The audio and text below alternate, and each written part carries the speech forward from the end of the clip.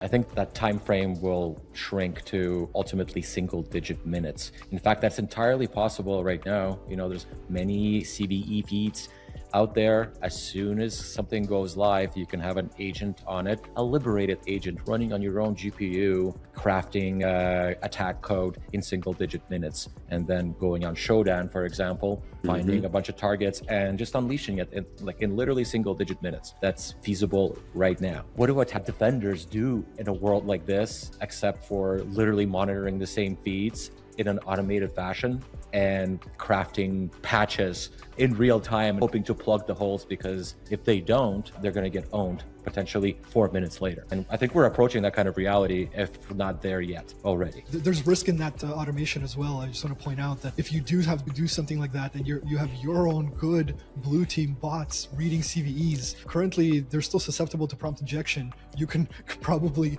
create an attack on the CVE list itself to create all sorts of havoc and chaos. So this is going to get pretty gnarly pretty fast once a lot of this automation is in place. I'm curious about all the extra internet traffic that this is going to be caused. This is an amazing, we were worried about bots, 5 years ago with ad tracking technologies and everything else. Now you're talking about all of these AI processes you gentlemen are talking about on today's show, potentially running through and scanning, all fighting and vying for bandwidth.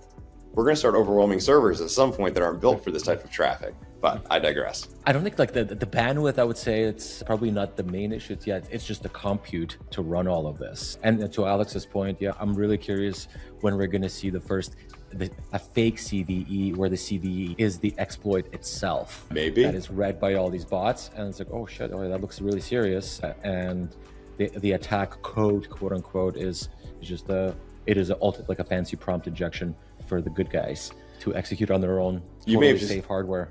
You may have just given them some ideas.